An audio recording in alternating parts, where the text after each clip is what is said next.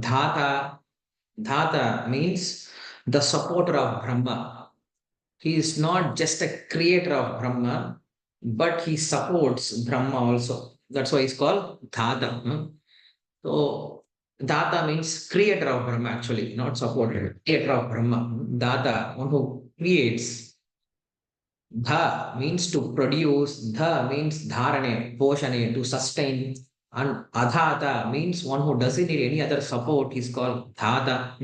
The word can be taken as dhata, or it can the word can be derived as adhata, one who doesn't have any other support, one who doesn't need any other support is called adhata or dhata. And dhata means dhet, from the dhatu called dhet. Dhet means pane, one who drinks the pralaya jala is called dhata. And then dhata can also mean super soul of Brahma, what we call as Garbhodaka Sai Vishnu, Garbham Dhadati iti dhata. So in Karna version, he sleeps and then he creates his Brahma. That's why he's called Dhata. Dhata means one who creates the Brahma. In Mahabharata, Satyavati, we know Satyavati. Satyavati got married, and then the husband dies after giving two children. Who are the two children? We have Vichitravirya and Chitrangada. So Chitrangada, he died at an early age. And then Vichitravirya was there. And then Vichitravirya was married with Ambika and Ambalika. Amba has gone outside. And then Ambika, Ambalika was there. Now what happened? Vichitravirya also died due to some disease. There was no son. So Satyavati, she insisted Bhishma to get married and to get child. Bhishma Deva said, no, I have given a word to your father that I will not marry, so I will not get married and I will not get a son.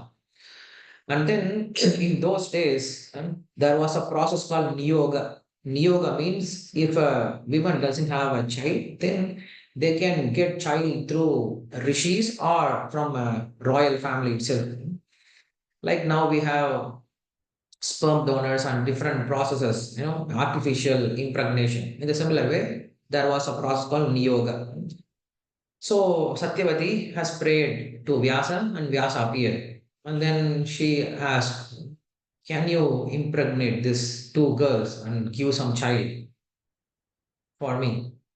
So Vyasadeva, he said, okay, but I will do it as my karma only, karma yoga only. There's nothing to do with me, but this is just my karma yoga. I will do it as a duty. So let them come. I will come with the same rupa. I will not change my rupa. I will come with this very ghastly form. And they should get a child. So Vyasadeva comes, and then first Ambika comes, and then she closes her eyes, and then gets this Niyoga process. And then we know Dhritarashtra appears with blindness. And then Ambalika was sent again. So Ambalika, she was frightened to see the Vyasadeva's form. And then the pale formed Pandu has appeared from her.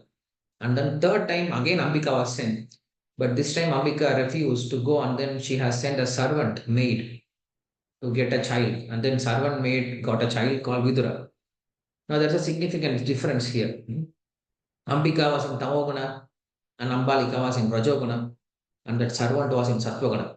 That's why in Tamoguna we have the ignorant Dhritarashtra, and then from Rajoguna we have Pandu, who was much more lustier, and then from Satvaguna we have Vidura. So in this way, if you see, the Lord, while impregnating this Niyoga Dharma, Vyasadeva in Mahabharata, he has chanted these words, exact words. He says, Dhātā garbham dadātute.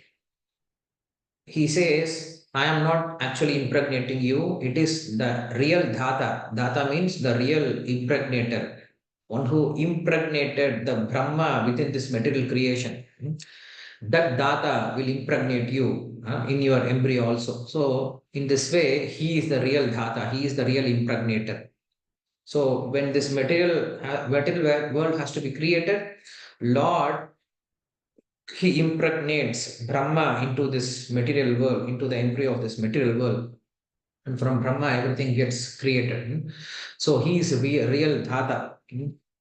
So in the similar way, if we worship, then we will also get a child being impregnated by the Lord Himself. So He is the actual Aham Bija Pratapita. He is the actual impregnator of all the living beings in the world. That's why He's called Dhātā.